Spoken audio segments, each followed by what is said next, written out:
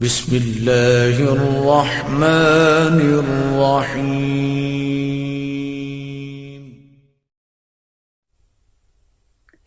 جتنے فعلی معجزات ہیں اور اس کائنات میں جو کچھ ہے مرئی اور نامرئی، یہ سب پروردگار عالم کے حرف کن کے نتیجے میں وجود میں آ رہا ہے۔ جو کچھ ہو رہا ہے حرف کن کے نتیجے میں، قول کن کے نتیجے میں، یعنی جتنے فعلی معجزات ہیں ان کے پیچھے بھی قول حق ہے۔ غور فرما رہے ہیں آپ؟ چاند دو ٹکڑے ہوا، اس دو ٹکڑے ہوتے ہوئے چاند دیکھا، یہ ایک فعل دیکھا، ایک معجزہ دیکھا دنیا نے۔ اس معجزے کے پیچھے کیا تھا؟ قول حق، چاہے وہ براہ راست حق سبحانہ و تعالی سے متعلق ہو یا حق سبحانہ و تعالی کی طرف سے صاحب عہدہ، صاحب منصب، کسی شخصیت کے توسط سے، اللہ کے اذن سے وہ قول کار فرما ہوا ہو۔ اور فرما رہے ہیں آپ؟ تو تمام افعال ازل سے ابد تک جو کچھ ہو رہے ہیں اس کے پیچھے ہے قول حق۔ تمام انبیاء کو اللہ سبحانہ و تعالی نے فعلی معجزات دے کر بھیجے، مصطفیٰ صلی اللہ علیہ وآلہ وسلم کو قول دے کر بھیجا،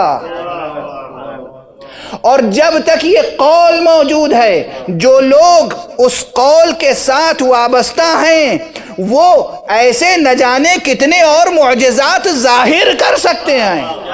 ہاں بس یہ ہے کہ ہر حافظ معجزہ نہیں دکھا سکتا، ہر مفسر معجزہ نہیں دکھا سکتا، ہر مولوی معجزہ نہیں دکھا سکتا،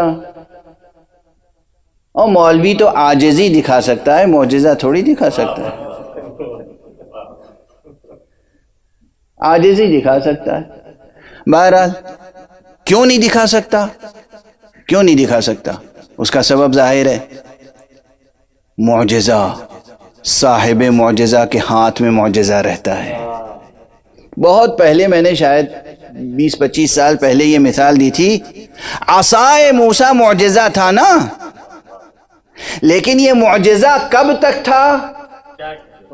جب تک دست موسیٰ میں رہے۔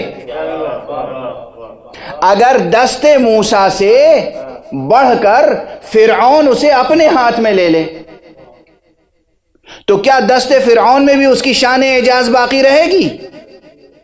فرعون کے ہاتھ میں جا کر عصائے موسیٰ، وہی عصائے موسیٰ فرعون کے ہاتھ میں معجزہ نہیں رہے گا، لیکن جب تک موسیٰ کے ہاتھ میں رہے گا معجزہ رہے گا۔ اسی طرح قرآن جب تک دست محمد پر رہے گا معجزہ رہے گا۔ ابھی بات بہت ادھوری اور بہت تشنا ہے، اگر یہیں رک جاؤں تو بہت سے اعتراضات وارد ہوں گے۔ جب تک دست معجز نما پر رہے گا معجزہ رہے گا۔ اب اگر آج بھی مسلمان یہ یقین رکھتا ہے کہ یہ معجزہ ہے تو اسے ماننا پڑے گا کوئی محمد بھی موجود ہے جس کی بنا پر یہ معجزہ ہے۔ اس کے معنی ہے جب تک قرآن رہے گا کوئی قائم رہے گا، جب تک کوئی قائم رہے گا قرآن معجزہ رہے گا۔ صلوات پڑھ دیں محمد و آلہ محمد۔